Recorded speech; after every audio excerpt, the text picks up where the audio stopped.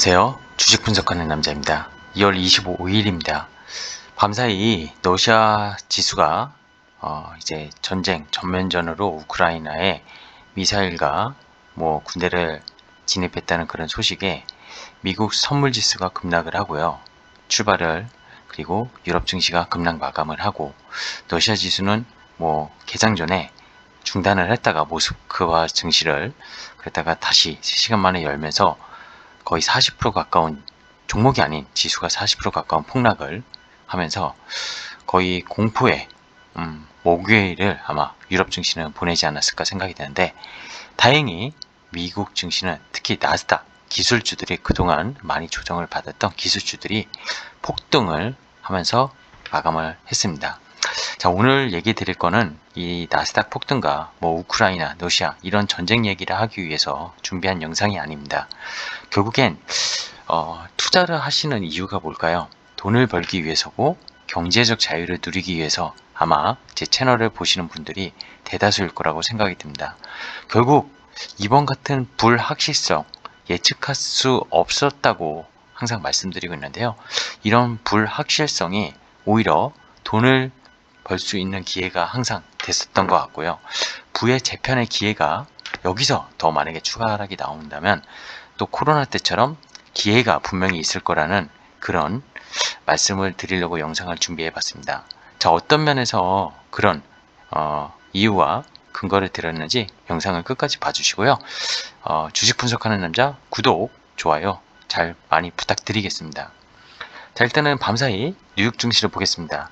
다우산업지수가 이렇게 급락 출발했어요. 나스닥도 마찬가지고 S&P도 마찬가지고 미국의 3대 지수가 급락 출발했지만 종가는 나스닥이 폭등을 했습니다. 거의 저가에서 7% 가까이 올라서 마감을 했다고 보시면 되고요.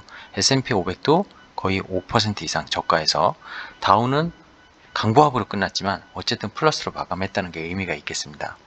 그리고 어제 이제 유럽 증시만 볼게요. 이 중간에 이거는 아시아 증시는 빼고요. 독일 증시 4%, 프랑스 거의 4%, 영국 4%, 거의 3대 이제 선진 지수가 4%대 하락을 했고요. 결국엔 다 이유는 이미 아시겠지만 사실 우크라이나 러시아 전쟁 얘기를 제가 굳이 할 필요는 없을 것 같습니다. 이런 전쟁 이슈, 그리고 매크로 이슈, 국지전 이슈 이런 것들 지금 전면전으로 가고 있지만 이게 결국에는 물가, 이거에 대한 결국 유가겠죠. 유가랑 에너지 이런 부분에 대해서 인플레이션을 못 잡게 될까봐 저도 걱정스러운 마음은 있었지만 이 저 멀리 있는 타국에서 전쟁 이런 것들이 일어나는 게 결국 기업의 실적에 큰 영향을 끼치지 않는다면 사실 기다리는 게 답이다. 이 불확실성을 예측할 수 없고요. 이걸 예측한다는 건 말이 안 되기 때문입니다. 어쨌든 이런 소식에 유럽 증시가 폭락을 했고 미국 증시도 폭락으로 시작을 했지만 상당히 기술주들의 선방을 보이면서 3대 지수가 플러스로 마감을 했다는 게 오늘 밤에 일어났던 증시의 모습이었습니다. 자, 근데 러시아 지수 볼까요? 38% 급락을 했습니다. 거의 최저점으로 마감을 했다고 보면 되고요. 우크라이나 전면전에 중단됐던 러시아 증시 거래 재개 3시간 만에 재개되면서 폭락을 했습니다. 10년물 금리, 그쵸? 이것도 최고, 채권을 완전 팔아 제낀 거죠. 금리가 올라갔다는 걸. 이런 소식들이 밤사이에 있었다는 거. 자, 그리고 오늘 체크 포인트로 뉴스는 역시 짚고 넘어가야 됩니다. 우리는 투자에 그런 앞서 얘기했지만 불확실성이 부의 재편을 일어날 수 있는 기회가 된다고 하면은 항상 공부하는 그런 습관, 그리고 주식을 투자하는 거 입장에서 어떻게 세상이 돌아가는지, 그리고 어느 업종, 어느 섹터, 어느 쪽에서 돈을 벌어야 되는지 항상 준비되어 있어야지만 이런 불확실성과 변동성이 나타났을 때 결국 종목을 집어내고 투자를 해서 돈을 벌 수 있다는 거죠. 자, 오미크론 확산에도 요새 국내 해외 확진자가 하루에 17만 명씩 나오고 있는데요.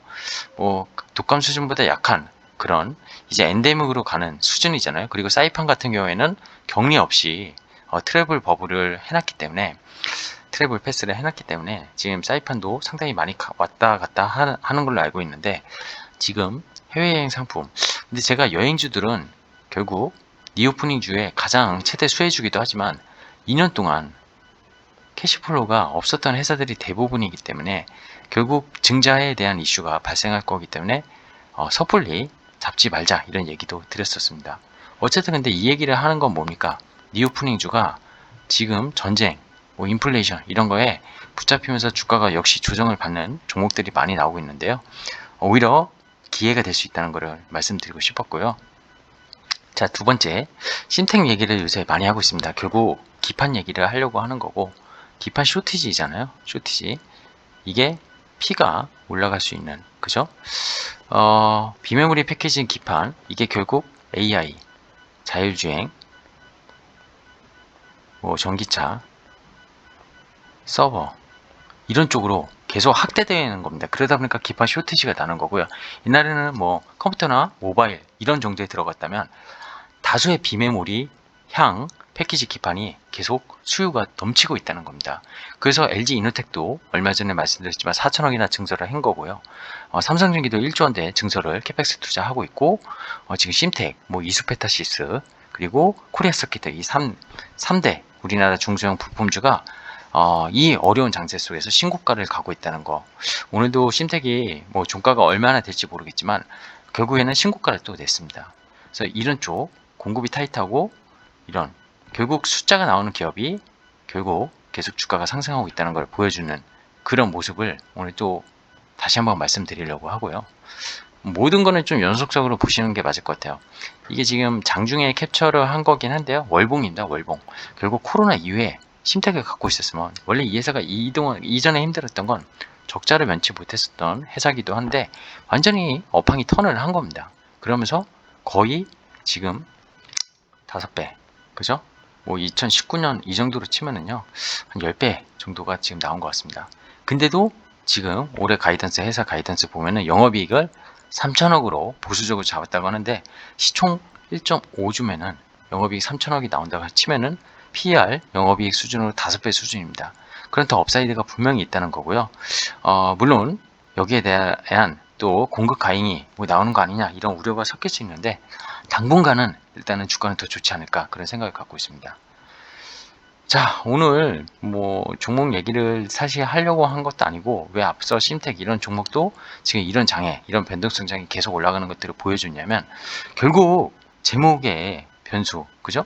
부의 재편, 기회 이런 것들을 말씀드리기 위해서 사실 앞서 말씀드린 건데 2008년 금융위기, 2020년 코로나 금융위기 이때 만약에 현금을 많이 들고 계신 분들이 주식을 진짜 웬만한 거 샀으면은 5배, 그죠? 최소 5배, 뭐 미니멈 진짜 3배 이렇게 자산을 증식기에 좋았던 시기이기도 합니다.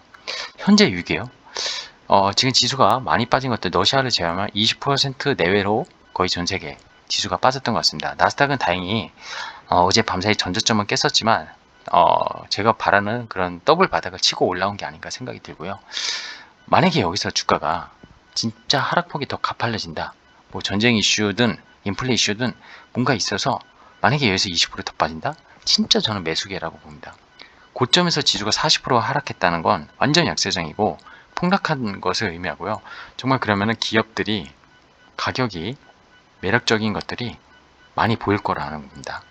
그리고 지금 주식을 팔아야 된다 뭐 이런 소리가 좀 일부 있는데요. 보유주식을 팔 때는 올해 초에 팔았어야죠. 아니면 작년 연말. 이미 늦었습니다.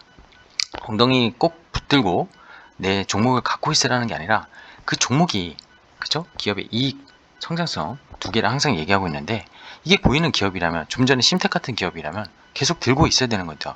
오히려 심텍이 주가가 조정을 안 받은 건데 이번에 한 3만원대 후반대 왔었다가 이번에 잠깐 흔들리면서 3만원대 후반 내려왔었어요. 기회였던 겁니다. 결국 내가 통제할 수 있는 거는 이 기업의 팩트, 기업의 성장성 이익을 계속 들여다보고 모니터해야 되는 거지 이 전쟁 같은 불확실성, 예측할 수 없는 변수 이런 것들 그리고 인플레이션은 아마 병목현상 이게 꺾이면 결국 돌아오지 않을까 생각이 들어요. 결국 인플레이션한 게 YOY로 전년 대비로 계속 숫자를 보는 건데요. 그죠? 미국 같은 경우에 월별로 지금 증감을 계속 보고 있는데 이거 결국 연준이 잡기 위해서 계속 노력하고 있잖아요. 그렇기 때문에 긴축과 금리 인상 하려는 거고 이런 매크로 이슈들은 내가 예측할 수 없습니다. 그래서 이런 매크로에 계속 움직이고 매매를 하면은요 계속 손실만 보게 돼 있어요. 뭐 아니신 트레이더 분들이 있다면 저는 할 말은 없습니다만 저는 대부분 그렇다고 생각합니다. 자, 통제할 수 있는 것만 통제하자, 이런 말씀을 드리고 싶어요. 자, 끄적임으로 준비해봤습니다. IMF 겪어보신 분, 아마 제 영상 보시는 분 중에 거의 뭐 초등학생이나 아니면 태어나지 않으신 분들 많을 거라고 생각이 들고요.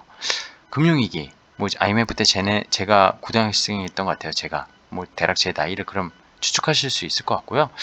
MZ세대는 당연히 모를 거라고 보고, 금융위기 이때도 지금 뭐 30대 초반 이런 분들 주식 투자 거의 안 했을 거라고 봅니다. 근데 2012년 이때도 마찬가지로 남유럽 피그스라고 했었고요. 그냥 조정장이었어. 좀 이때는 기회가 아니었습니다. 2020년 코로나 위기. 자, MZ세대들이 그러면 이 코로나 위기가 인생의 첫 번째 기회라고 저는 생각합니다. 퍼스트. 2020년 지금 위기라고 생각하세요? 위기라고 생각이 안 됩니다.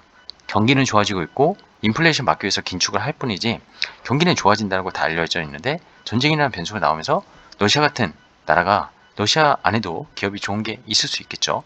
그쵸? 에너지 관련 기업들, 그런 것들이 폭락했으면 거긴 러시아 사람들은 두 번째 기회가 열린 겁니다. 자, 부의 재편 기회가 다시 열릴 수 있다고 표현을 했는데, 지금 그렇다는 게 아니라 여기서 20% 이상 더 지수가 진짜 코스닥이 폭락하면은요, 기업들은 완전 아작이 날 텐데요. 물론 주식을 많이 들고 계신 분들이 대다수일 거기 때문에 사실 힘든 건 사실이지만, 오히려 또 여유가 있고 현금을 일정 부분 갖고 계신 분들은 분명히 이런 기회가 부의 재편이 될 수 있다는 거. 사실 그래서 맥락은 제목을 이렇게 달려고도 했어요. 변동성이 오히려 기회가 될 수도 있다. 불확실성이 기회가 된다. 이런 똑같은 말입니다. 그래서 항상 근데 그런 변동성과 불확실성, 그래서 주가가 급락했을 때 내가 뭘 잡아야 되는지 준비되어 있지 않으면, 그죠? 막강한 경쟁력을 가진 기업들이 그냥 주가가, 프라이스가 그냥 매크로에 의해서 가격이 하락한다면 잡아야 된다는 거죠. 결국 모든 것이 확실해 보이는 투자에 집중하다 보면은 오히려 수익을 잘 못 냈던 것 같고요. 이런 불확실성 시대에 그 기업에 정확히 투자하면은 항상 수익을 높았다는 거는 과거에도, 그리고 앞으로 미래에도 적용된다는 거는 저는 팩트라고 말씀드리고 싶습니다. 대부분의 투자자들이요, 정보를 얻기 어려운 상황.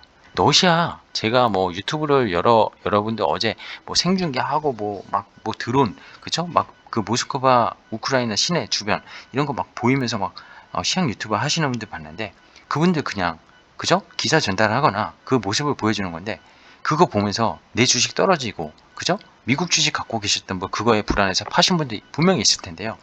그거 아무 부질 없는 짓입니다. 그 상황을 예측할 수 있었습니까? 그런 시향 유튜브들, 제가 비난하는 게 아니라 그거 보면서 내 주식 팔면은요, 정말 하수입니다. 그런 거는 오히려 있고요. 저도 그런 거에 대해서 방송을, 이런 유튜브를 따로 영상을 제작하지 않는 이유는 제가 모르는 거기 때문입니다. 정치적인 이슈? 뭐 설명드릴 수 있겠죠, 공부해서.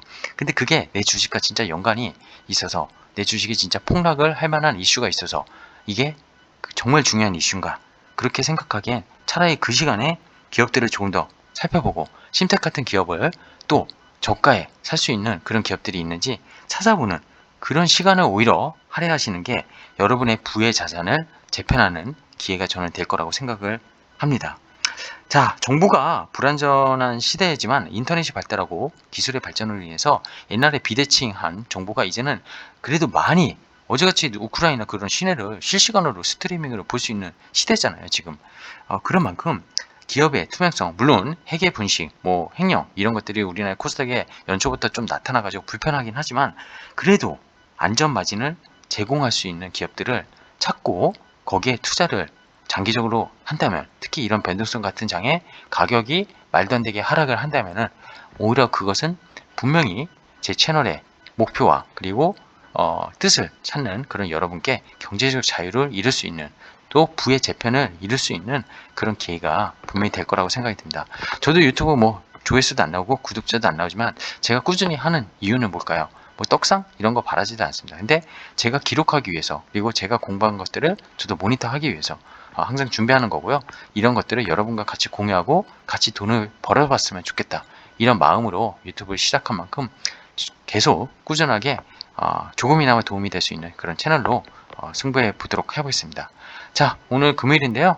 즐거운 금요일 되시고, 또 주말 또 제가 이슈되는 영상이 혹시 만들 수 있는 시간이 있을지 모르겠는데, 하여튼 올해 연초에 계획된 대로 일주일에 2-3개의 영상씩은 계속 올려가면서 여러분들과 컨텐츠로 공유할 수 있는 그런 시간을 갖도록 하겠습니다. 자, 여기까지 하겠습니다. 고맙습니다.